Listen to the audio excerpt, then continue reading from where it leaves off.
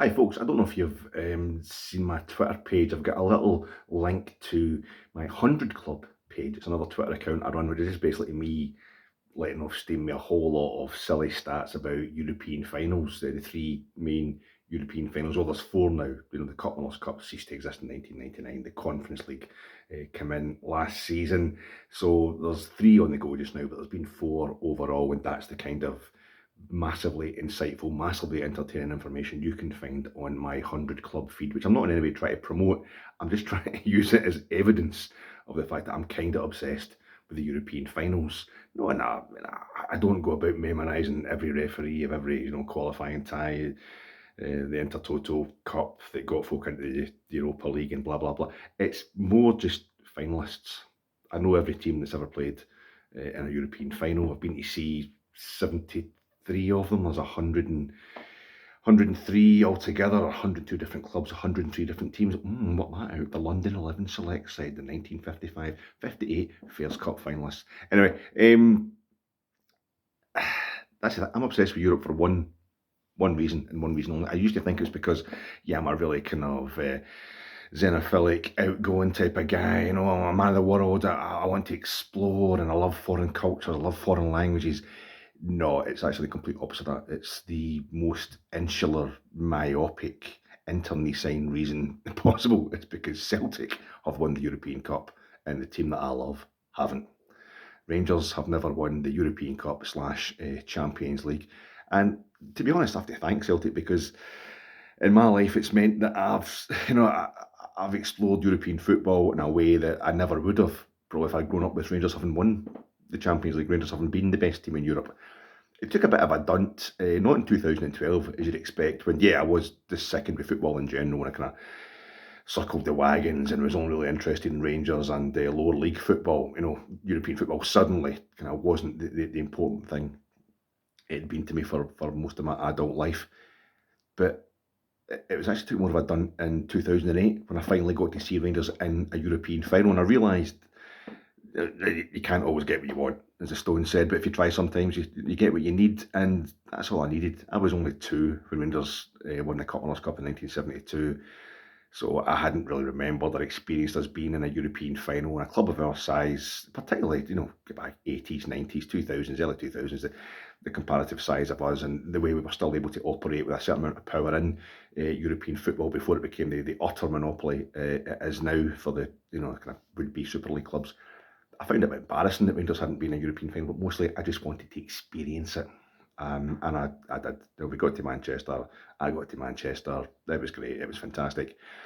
And after that, I remember watching the following year's UEFA Cup final. The last UEFA Cup final was Shakhtar Donetsk beating Werder Bremen in Istanbul, and it was kind of like, yeah, it just kind of washed over me. Not because we'd lost the European final, went to season, because I'd kind of realised part of the obsession I had with European. I would always, every season, as a kid and all that, I would watch all the European finals.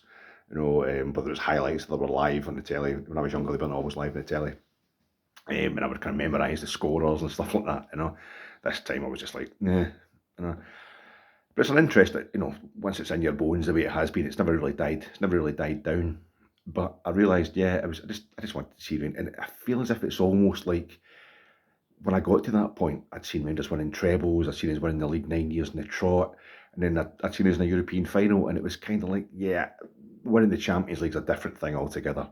Celtic were the first British club to win the old European Cup. Rangers were the first British club to get into the Champions League, and it felt kind of, yeah, that'll do me.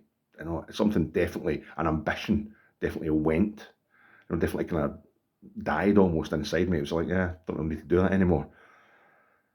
And it feels as if, talking of European Cups, George Best said after the 1968 European Cup, Manchester United had been so obsessed with winning the European Cup to make up for the Munich air crash 10 years earlier, that when they did, it almost felt in 1968, he was a young man at the time, he scored in that final. Bobby Charlton get two, Brian Kidd get the other goal against Benfica at Wembley, the famous 68 final.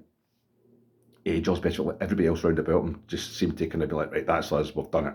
We don't need to bother with that anymore. Whereas he felt Manchester United should be pushing on and try to win the European Cup, every couple of years, at least the way Liverpool ended up doing, in the following decade. And Manchester United get relegated by the mid-70s. And I think Best was saying that was, once you stop going forward, you start going backwards. And it seemed to almost play into that. When that thing we all have, that we think some stuff that we do affects our club in a major way. And it's like, I stopped I feel as if I'd done everything that I really needed to do with Rangers. And next thing, and it felt like the next day, we're in the bottom tier. The holding company's gone bust, and we've got a whole different adventure we need to get through.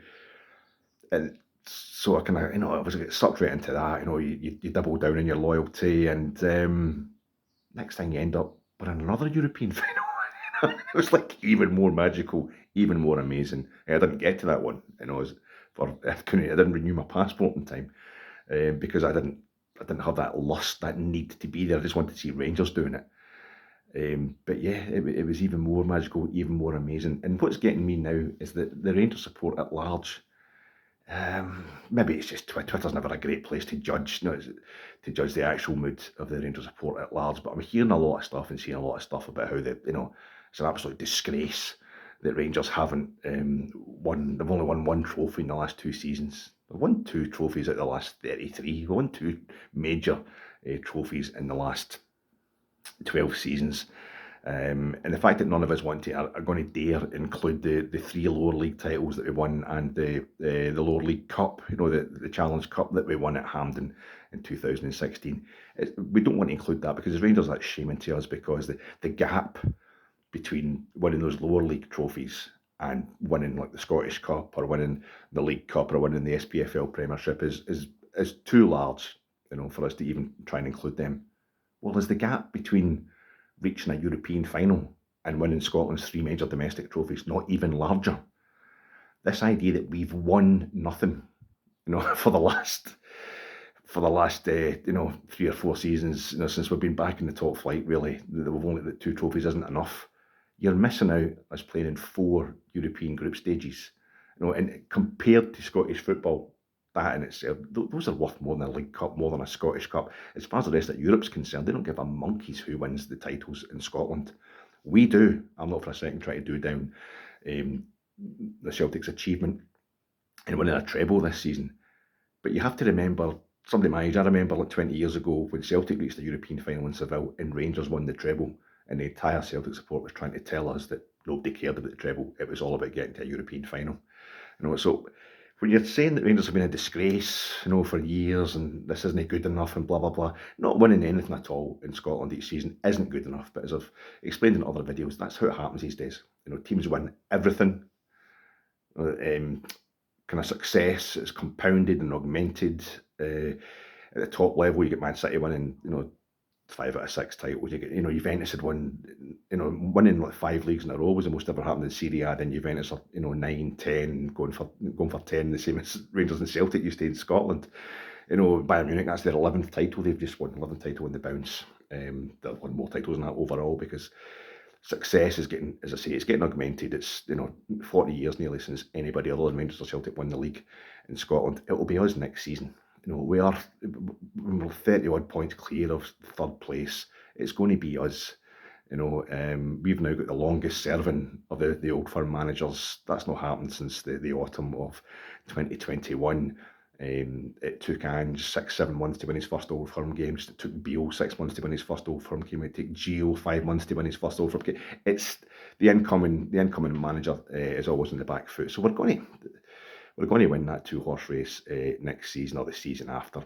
But don't let anybody tell you we've done nothing for the last few seasons, that it's all been a disgrace.